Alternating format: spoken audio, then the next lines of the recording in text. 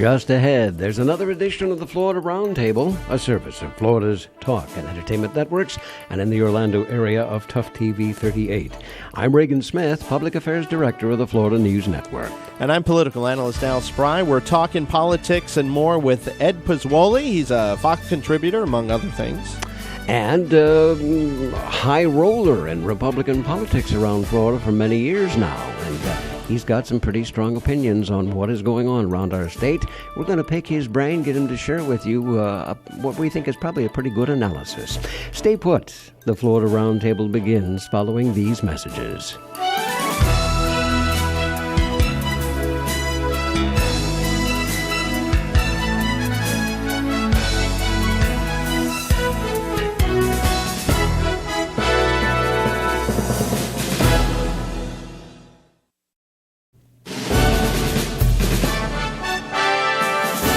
This is the Florida Roundtable, a service of Florida's Talk and Entertainment Networks.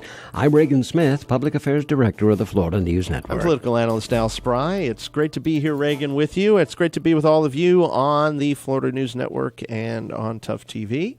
And if you don't get Tough TV right now, it's available on some cable systems, but not others. Call your Bright House, call your Direct TV, call Dish and say, I want my Tough TV. Tuff is how you spell it, and then TV. Okay. And that's us. We can be tough. We are tough. We are tough sons of guns. Now, Reagan, to start things off, I'd like to give a shout-out to Marco Rubio doing a very good speech on Venezuela. Okay.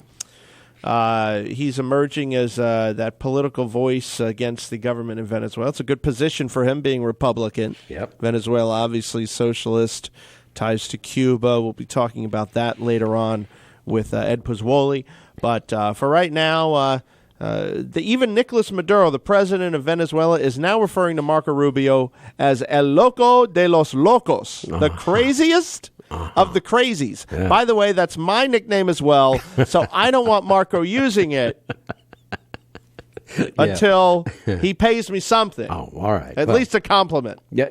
That you might get. I don't cash. I wouldn't hold my breath. But also, we have the David Jolly Alex Sink special election.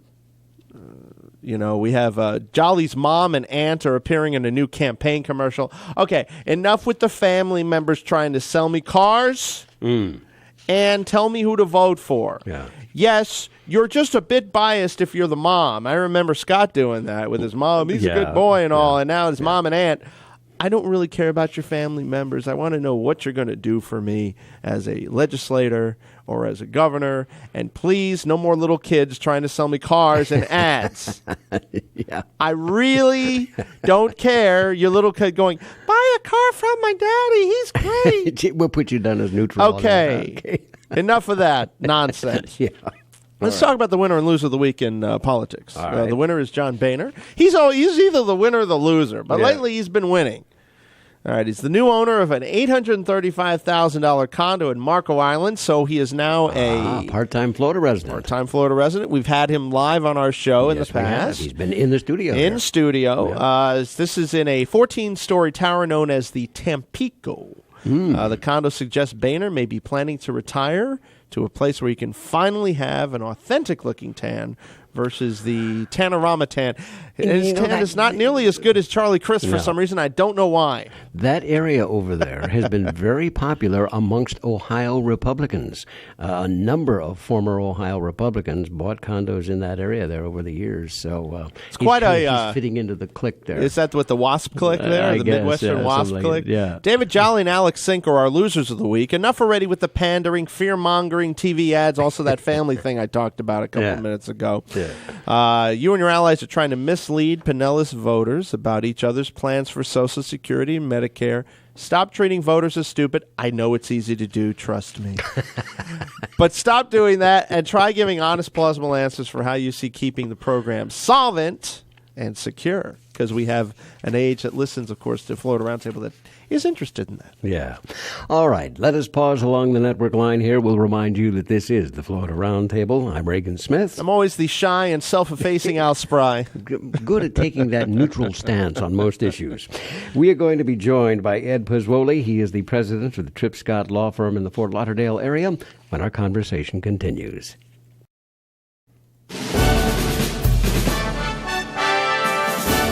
We are back. You're listening to the Florida Roundtable, a service of Florida's Talk and Entertainment Networks.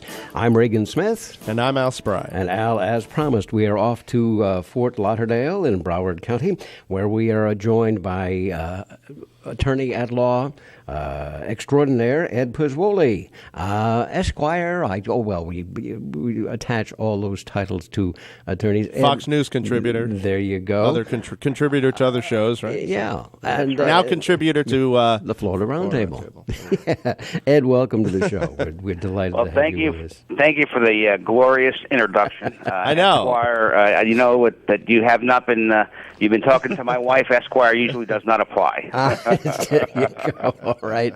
Well, we sit here and we kind of, we talk about your credentials and all that. But go ahead and take a minute or so here and just tell us a little bit more about yourself, your background, and how you ended up in Fort Lauderdale and that kind of thing.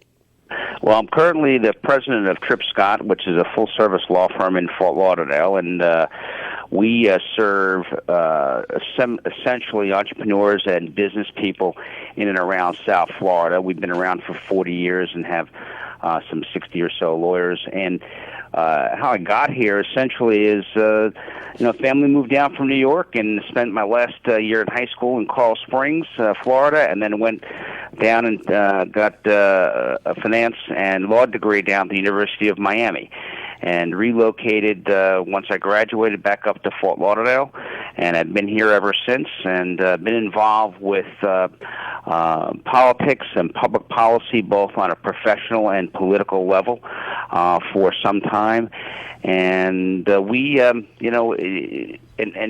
gotten, was involved. It was the point person in 2000 recount. We defended the Florida Senate in the redistricting cases, dealing with the redrafting of the electoral lines for both Congress and the Florida House and Senate. Been involved with a number of high-profile cases over the years with a public policy bent. And virtually anything and everything going on in South Florida, we've been involved with one way or another. And I note from some of your biographical notes here, the political involvement going back across a fairly good number of years here. And one thing that caught my eye, because I was a fan, you were involved in the Rudy Giuliani campaign. Mr. Giuliani had lots of fans, but obviously not enough to win the Florida primary that year. But so your involvement does go back. You stretch back quite a ways. Well, I mean, I was. It goes even further back than that. I was Republican Party chair in Broward from '96 to 2000, and before that, I was. The Florida Federation of Young Republicans chairman of the Young Republicans across the state of Florida in 94, 95. And so it's been a very, I tell you what, I'm getting old.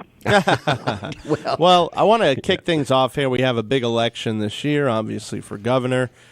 Rick Scott, his poll numbers are improving, commensurate with the economy improving, which I kind of expected. As the economy does better, everybody likes you. When the economy's not so good, nobody likes you. So what do you have to say, first off, on the upcoming election? We have some interesting ballot things with medical marijuana. We can hit that as well. But first, let's kick it off with Rick Scott. Well, the governor's race is going to shape up, certainly going to be interesting, and I got a feeling we're going to be the focus nationwide because of the importance of Florida, right? In the grand scheme of things. Rick Scott has done, in my view, a great job. This is somebody who has basically spent every waking day since his election trying to drive jobs into Florida, in the relocation of businesses, in the deregulation, so that businesses, or deregulation of businesses here in Florida, so that they can hire more people, lowering taxes here. I think Florida has become, number 2 in the country now in business-friendly states. And he has been a great ambassador, both nationally, competing for relocation with among other states, but also internationally in some of the trade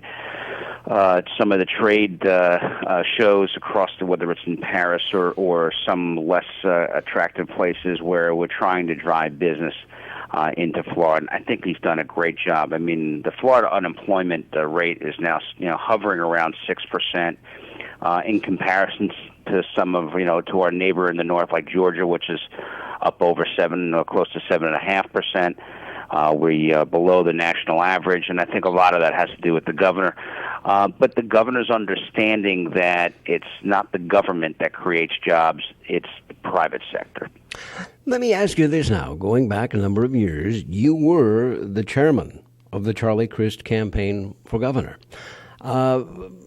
Can you offer us some insight? I mean, aside from the obvious that he lost a primary to Marco Rubio, some insight on what happened? What happened?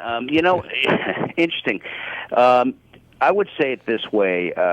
In today's world, principles matter a lot. Where you stand on particular issues matter a lot. Yeah, but we are talking politics there, though, Ed. Yeah, we are talking politics. Principle in politics don't always, mess sometimes. Yeah, but they should, and we should expect more from our elected officials. I mean, I agree. Look, for the longest time, Charlie Crist was a Reagan Republican. Remember, his nickname would be Chain Gang Charlie. Absolutely. He was a big defender of the Second Amendment. He was a pro-life Reagan Republican and gained notoriety across the state by positioning himself, by being a conservative Republican who took the views basically along all of those lines, along Republican lines about what was important to Republican voters. And he went around, and certainly he's still personable, and he's still affable, and he's still very friendly and a very good retail politician. But he has totally moved on virtually every issue. And so when you move on every issue, it's one thing to say you've evolved on one or two issues. People change over time, but not to the degree that we've seen with Charlie Crist. And so it is what it is, and people are going to need to make their own judgments. But I do think that the choice is going to be stark contrast between what Rick Scott. Rick Scott is a businessman at heart. One could suggest that his political skills are not as polished as Charlie Crist's, but substantively and his singular focus, and he's put his own political ambition, whatever that is, aside, and the primary reason that he wakes up every morning is to drive business into the state of Florida so that job creation can occur here in Florida, that the regulations are pulled back off of business, and that the tax burden is reduced to the extent it can, so that businessmen are free to create, put capital at risk, and create opportunity for others through job creation and business creation. And I got to tell you something, that's why Florida's economy is thriving today. Well, can you give us some examples of some businesses that he's brought in that's created this atmosphere? Well, I mean, it was a couple of months ago. Hertz came into Fort Myers, relocated. Home Depot stayed in Florida after a hotly contested race. There were several others that had been relocated from out of the state into the state of Florida. I've actually written about a couple of those in Forbes. But you know what? But I got to say this one thing though, which I thought was funny, is that Rick Scott created. He had a business that, of course, was doing clinics. I forgot the name of it, but that one actually moved out of Florida. But no one explained why on that. Do you know the reason on that? It was something that he created following Reagan. Do you remember the name of that? No, I don't. And they moved to Tennessee for all places. I was like, do you recall that, Ed? I don't, but I do believe I do know. I don't recall the name. I do believe when he became governor that he divested himself of that business. So all you think of that. he could have had some pulling keeping him here, though? That's the only thing. I mean, it is his company he started. True. Why do you think that Rick Scott is not getting it seems he's not getting a fair shake nationwide? Maybe it's a little better, but for a long time he's had a hard row. Personality, I don't know what you could call it. He's not popular nationwide. Some cuts, obviously the cuts that he first made to education didn't really put him up to esteem with certain factions. What do you think the reason is? There's a disconnect there. No, well, look, because let's face it, he came in as an outsider to the political process, not somebody who has been a state legislator before, has been a local. He doesn't have a background in local politics in any particular area in the state of Florida, and so when he ran for governor, he came in as an outsider. And let's face it, he took the establishment by storm. So. But he came in singularly missioned with this idea that he is going to move government out of the way of business, and I think he's done that. And so all of those things are going to matter when people go and vote. And so the question I have is, and he's not as polished as Charlie Crist. I don't know who is. I mean, Charlie has a great tan. I like Charlie's tan. It's always the right shade. But let's remember when Charlie Crist left and to seek another office. The Florida economy was in trouble. The housing market was in tatters. Unemployment was up over 10%, and the state budget. You talked about education and the budget issues. The state budget that Rick Scott inherited from Charlie Crist needed to be managed. Unlike the federal government, the state budget cannot just print money and go into deficit. It's got to be a balanced budget. And so all of those things during the time of Charlie Crist's tenure were left to Rick Scott. And to be honest, the unemployment rate is now down 5 points since Rick Scott's been governor. Before we go to our first break here, one of the things that occurred to me, and I first met Charlie Crist, and he was on this show, on the phone and in person several times, when he was a state senator. And you remember the year that the Republicans put him up as the sacrificial lamb against Senator Bob Graham. That gave him his first statewide exposure. But it had occurred to me that outside of that Senate office, Charlie Crist never ran for a second term as anything. Couple different positions in the Florida cabinet, a term as governor. He could have had that second term, in my opinion, without question. And he chose to give it up because he wanted to go to the United States Senate. And I just kind of have a problem with a guy that doesn't want to stand for re-election to anything. He's the education commissioner, he's the attorney general, he's the governor, and then he wants to be a senator. And a lot of the, I have in the back of my mind, I keep hearing this, well, a lot of my friends have asked me to do this. And that's not a reason to run for a different office. Give me a list of items that you can do better than the person that you're running against. Don't tell me my friends asked me to do this. So anyways, I think I'm historically correct on that. And it is time for us to take a pause along our network line here. Let us remind folks that they are listening to the Florida Roundtable, the service of Florida's talk and entertainment networks, and of Tough TV in the Orlando area. And I'm Reagan Smith. And I'm Al Spry. Our very special guest is Ed Pozzuoli. He is the president of the Tripp Scott Law Firm in Fort Lauderdale. He's been active over many, many years in Republican politics, and our conversation continues following these messages. From Pensacola to Key West and all points in between, you're listening to the Florida Roundtable, a service of Florida's talk and entertainment networks, and in the Orlando area of Tough TV. We're delighted to be on Channel 38 here. I'm Reagan Smith. And I'm Al Spry. I had to stop and think about it there for a second. Your name, you mean? One time I forgot who I was for 3 days, Well, that must have been a heck of a party, Ray. Yeah, it was, yes. Ed and I would have liked to have been there. Our very special guest this day, Ed Pozzuoli, of the president of the Tripp Scott Law Firm based in Fort Lauderdale. And Ed, as we went into break here this last time around, I was talking about Charlie Crist, whom I have known for many years since he was in the Florida Senate and whatnot, and the fact that after he left the Florida Senate, he every office that he had, he never stood for re-election. And I wanted to give you an opportunity to address that. Well, I would say it this way: you can't be the people's governor when you're trying to position yourself to either be vice president with John McCain, if that's your focus, and then your focus is to run for the U.S. Senate. If you're going to be the people's governor, you don't turn your back on the people of Florida when the economy is in shambles. And that's essentially what Charlie Crist did. And I'm hoping that voters remember that. And so as we head into this gubernatorial election, that I'm hoping that people will pick substance over style, and ultimately that's what it's going to be about. Rick Scott, I think, is far more substantive, far more focused, and has essentially said what he's going to do, and then he did it.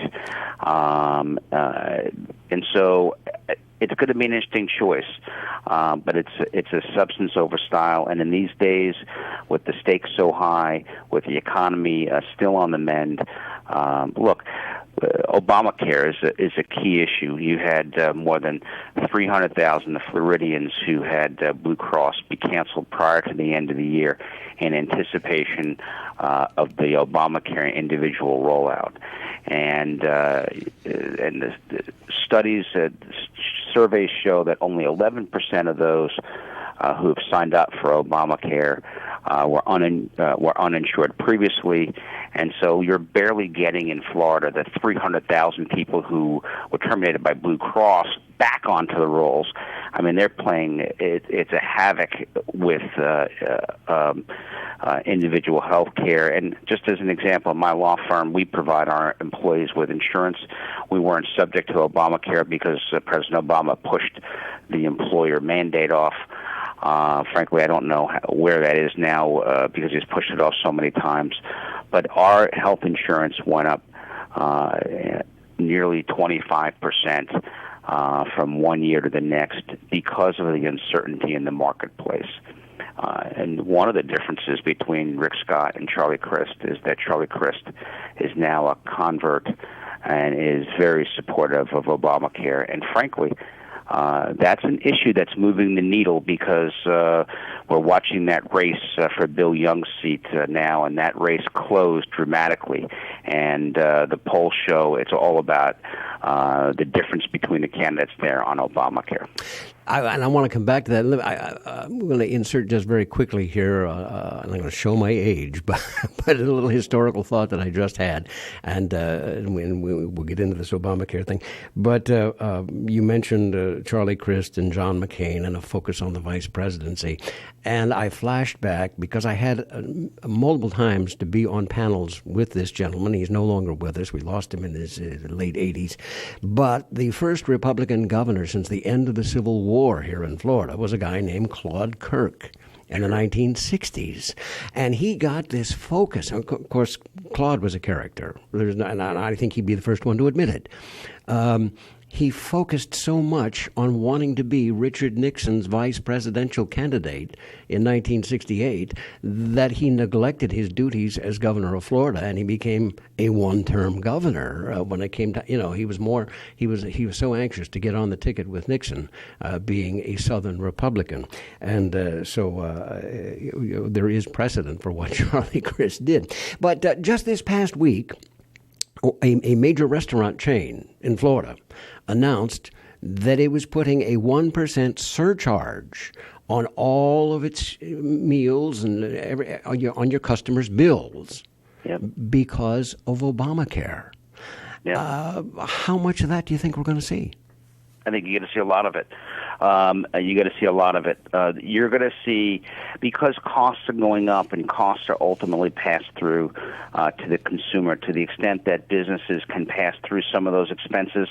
The idea of the idea of there was a story about a Burger King on one corner and a McDonald's on the other, sharing employees so they would not trigger the 30-hour plus requirement to provide health care or Obamacare in that instance, so that they can keep part-time employees in place. And it's very interesting dynamic going on. People need to understand that all of this is ultimately going to be pushed on to the consumer through increases in prices. That's a great example. Let me talk about Obamacare, okay? First of all, it's a mess. It was written by... A lot of it was written by the insurance companies, the medical field. I think the whole idea of it, I understand what they were trying to do. We're America, so we can do things through private sector means. But if you want to know the truth, having single payer like they do in Canada and like they do in Europe would have cut out all of this BS. And if you really wanted to give everybody health insurance, you should have just gone the single payer route like they do with Medicare and et cetera. What are your thoughts on that? No, well, I think that's where this idea of Obamacare's rollout not being all that great. I think it's a mess. Where the Democrats are going. Yeah, it is a mess.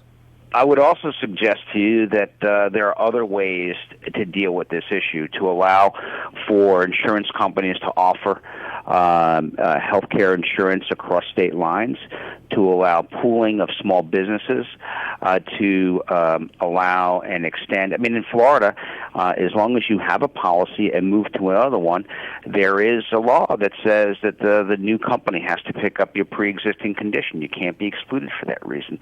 So, I mean, there's a lot of things that you can do, but this idea, the economics of Obamacare simply do not work. They will never get enough young people to sign up for Obamacare, and the surveys of the early applicants are showing that you're talking about less than somewhere in the mid 20% of the people who are signing up for Obamacare across the country are what they call the young invincibles, young healthy folks who, generally speaking, are provided actuarially very low rates that can mix in with those folks who are far more or less healthy and older and more at risk.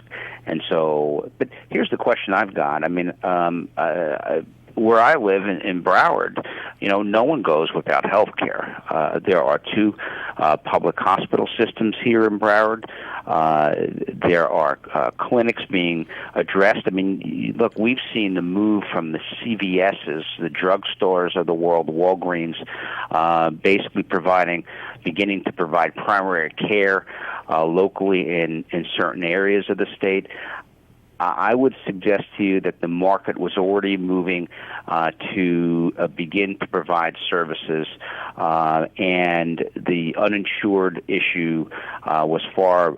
Look, there's a tragic. We can all pick out an anecdote that proves our point. Mm-hmm. If you're somebody who's in favor of Obamacare, right, you can say, "Look at this," and I could say to you now that there's a couple people this time who now had their long-term cancer treatments interrupted because of Obamacare, right? But those anecdotes, while tragic to those individual people, should not always dictate. Yeah, and on the other end, we had my friend whose wife had to have a hysterectomy, but then she couldn't get insurance because of pre-existing, but then the Obamacare pre-existing kicked in, and she was able to get insurance. So there's always anecdotal stuff. But I don't know where this thing is. I don't know if this thing is ever going to settle in. The Democrats say it's going to be great once everybody's signed on. The Republicans say it's never going to work. So I guess we're going to have to leave this one up to time because this thing's already pretty much a done deal and in place. But I wanted to hit one thing before. I want to hit one thing about Rick Scott because it sounded like we were giving like a commercial for Rick Scott here.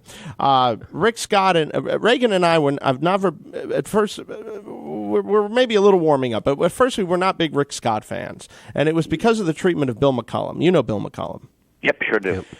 Rick Scott said some things about Bill McCollum that were untrue that caused him to win the primary against Bill McCollum. And so that kind of set us off on a tangent of we didn't really much care for Rick Scott at first. And so that's where we're coming from. Rick, even though he is an outsider, he definitely knows how to play the political game. But I was a fan of Bill McCollum personally. I'm not sure where you stood at that time. But I was chair of Bill McCollum's campaign down here. Oh, wow. Okay. I have known Bill McCollum since his first campaign for Congress, as we came out of the Abscam business. That's how far Bill and I go back. And yes, we've been good friends. But he's been here many times. And so that's the thing. Bill is a very honorable man and really a superb public servant. Yeah. Yeah, and and so that's kind of where we were. We thought it was a little bit of shall we say, shady pool on that one. So, we wanted to just say that. I wanted to just make that point. But, I understand that things are looking better. Whether Scott can ascribe all that to himself, I think he could take some credit. But then, of course, you could also take some credit that the economy generally is better. So he has. Let us add too that the governor has come here and sat with us in person several times, and we feel like he did the best he could to be very direct with us and answer our questions on an honest level. So, interesting. I think that he would be the first to say that it's government. He is governor, and the head of the government is not the one creating jobs. Right. Simply, he's trying to create an environment that encourages businesses to grow, and I think that's how he sees his role, which I think is very appropriate. And he'd be the first one to not take credit for the actual job creation. Yeah. On that note, we need to pause again along the network line. Let us remind you that this is the Florida Roundtable, the service of Florida's talk and entertainment networks. I'm Reagan Smith. I'm Al Spry. Our very special guest is Ed Pozzuoli. He is the president of the Tripp Scott Law Firm in Fort Lauderdale. Our conversation continues following these messages.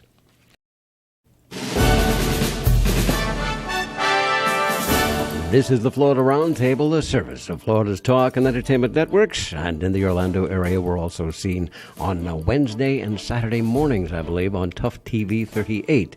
I'm Reagan Smith. I'm Al Spry. And our very special guest is Ed Pozzuoli. He is the president of the Tripp Scott Law Firm in Fort Lauderdale area, a longtime Republican activist, chairman of many different campaigns. And Ed, thank you for spending all this time with us today. We know that you're a very busy man.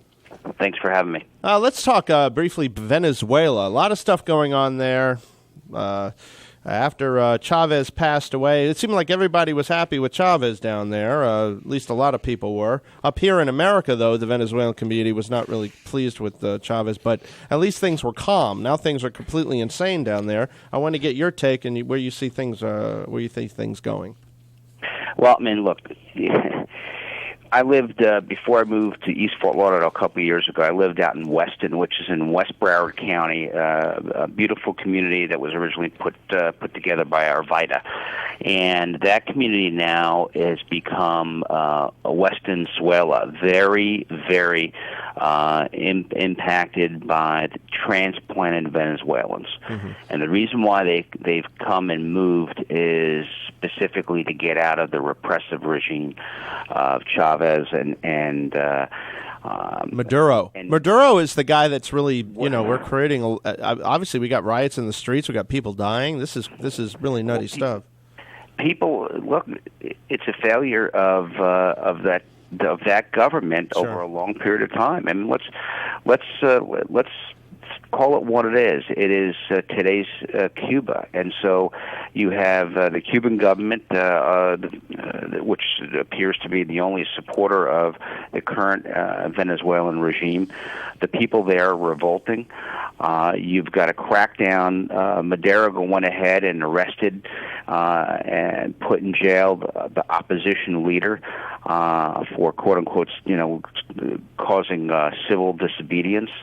And they are now trying to control, or they have taken control of the last, what was at least a semblance of independent media operation there. And so what you have there is a failure of what I consider to be a socialist government there. I mean, so and here's the interesting part. there are some things going on there that are eerily the same. My wife is Cuban descent. Her family came over in the freedom flights in the early '60s during that time frame, and I'll share with you that her family has very strong opinions about what is going on in Venezuela. They view it as the second Castro when Chavez took control. Mm-hmm. Now, on one final note, medical marijuana initiative. We had John Morgan on. He managed to get the signatures. The court okayed it. We're going to have it on the ballot this fall for medical marijuana amendment. What do you think of it, and do you think it'll pass? We have last time I looked, we had between 65 and 85% for it. Even some Republicans also for it. So. Well, I mean, if you're a freedom Republican, then I would say that medical marijuana, I think, is going to get through the Florida. It'd be interesting to see.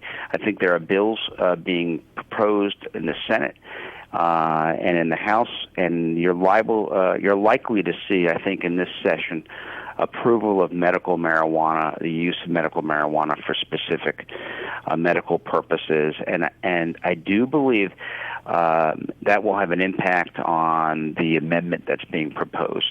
So, you know what? However, before we go, I am for the amendment, and here's why. The legislature did absolutely nothing on this issue and wouldn't even bring it to any type of discussion or vote until this issue now is on the ballot. And all of a sudden, they're rushing to pass things, which I think is a little disingenuous. Well, I agree, but it might end up where it might succeed in pushing whatever the result would have otherwise been. It's possible, yeah. I would say better late than never. And so on that count, I do think it has political ramifications in the race. And although I think they're very tough to tell how those political ramifications are going to impact, say, the governor's race, I don't necessarily think it's it's too simple to say that it will help the Democrat over the Republican. I think it's going to be a very difficult discussion. The amendment, remember, has to pass by 60%. So that's a tough hurdle. Yeah, it is. That's for sure.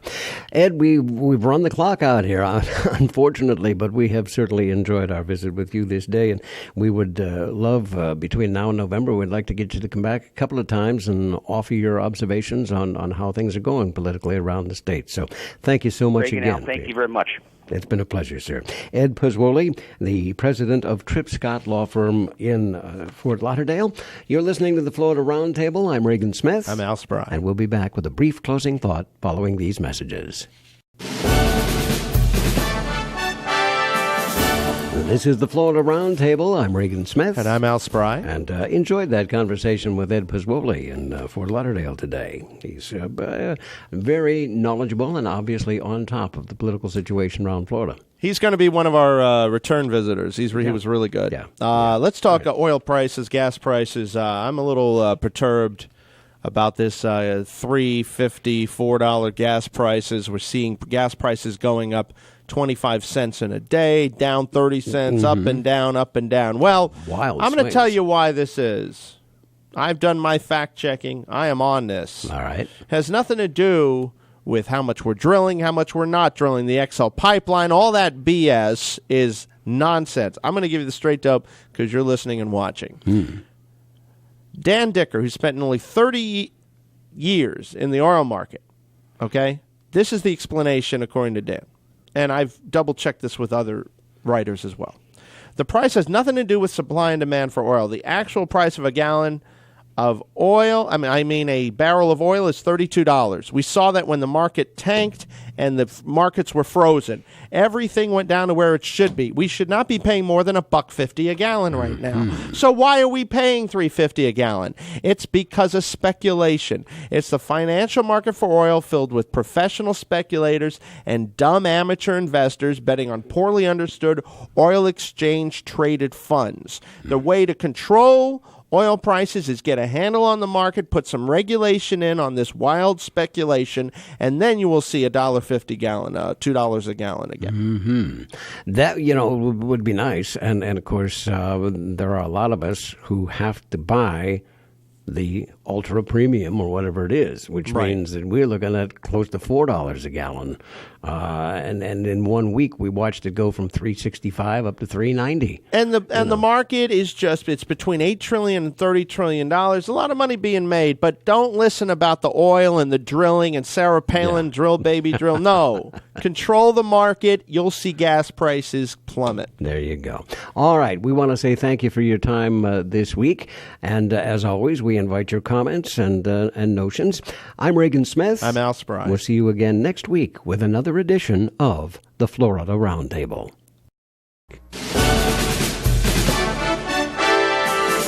You've been listening to Florida Roundtable, a weekly look at issues and problems of concern to Floridians from a state, national, and international perspective. Presented by the Florida News Network with your hosts, Reagan Smith and Al Spry. The views and opinions expressed during the preceding program are solely those of the participants and not necessarily those of this station's ownership, management, or sponsors of FNN.